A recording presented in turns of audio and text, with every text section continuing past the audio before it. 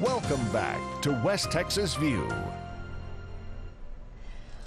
Just before the break, Steve was talking to us about how some of the choices that he'd made had impacted his life, or some of the choices that were kind of thrust upon him.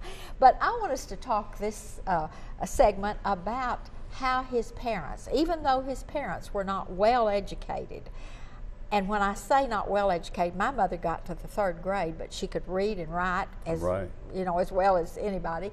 And my dad owned a business, so he could do all the things that were necessary, and he got to the 9th grade. Right. So in those days, they had a better foundation than we had in the 1st, 2nd, and 3rd grade here. But one of the things that is very interesting in the book is that even though you worked a lot, you had lots of chores after school, you still were encouraged by your parents to be involved, and to be involved in extracurricular activities like choir and sports and horse shows and things like that. And how did that impact you? Oh, I want you to tell, first of all, because this was one of my favorite stories, was how the very first time you ever ate in a restaurant was when you were on a football trip. Yeah. And the first time you ever went to a country club. So tell those stories. Well, it sounds like a recitation of a life of poverty, and it certainly is not that, except for the fact that all of us growing up in that day and time were in those same conditions. And the reality is that we just didn't eat out very often. No. There were not that many restaurants. Money was tight. And if we were ever going to be away from home over mealtime, Mother would pack a lunch basket. for us. Exactly. So the first time I ever really ate in a restaurant was when I was on a football trip in high school. 16 or something, and 15. Exactly. And I really didn't know quite how to act. I didn't know doing how like to this. order. I mean, when you're at your mother's table, you don't order an item, do you? You just eat what's set before you.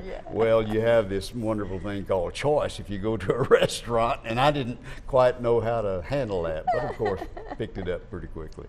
And then, not too long after that, you had graduation from high school, this little 17-year-old boy, and for the first time in your life you'd seen inside a country club. That's true. Our graduation party that night after the graduation exercise was held at the Nacogdoches Country Club, and I'd never been there before, so I thought that was pretty You special. wondered what happened behind those doors. You just saw people carrying sticks around. Yeah.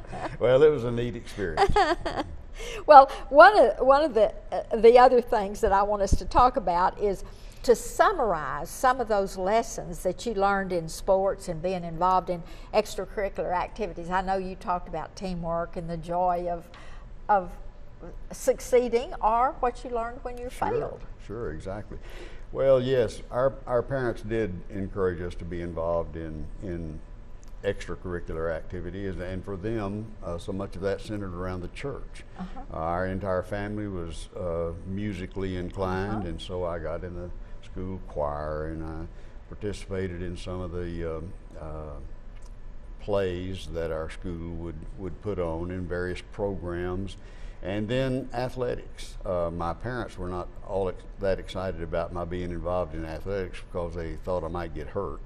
And unfortunately, and who'd milk the cow if you got hurt? Yeah, exactly. Unfortunately, their concern did take place in a minor manner, but yeah, they certainly did encourage us to be involved in other things around us, not just focused internally. But you also talked about the value of friendships, and how close and how valuable you understood friends were, and sure, and being involved in activities of that nature certainly develops a bond where you and another person or persons in the form of a team have a common goal and work together, and if each person does their part, then the end result can be positive for all concerned, not just an individual getting that person's best wishes or what they want, but what the whole team wants, and that involves teamwork. And one of the things that I've heard lots of athletes say is the value of the responsibility to another team member. Absolutely. Was what really they took away from that. Well, And, and then- I've heard your employees say that they worked as a team, that Well, every member exactly. of your employee base all felt like they were on a team. That's just what I was fixing to say. That teamwork element really carries over into a business environment, because here again, each person has their responsibility, and if they do their responsibility and the next one does theirs and the next one does theirs, then the end result can be very successful. If on the other hand, one person is shirking their particular responsibility and somebody else has to pick it up, then that person probably has to short something they were supposed to do. The net effect being that it's just not as good an outcome if everyone is not working together. And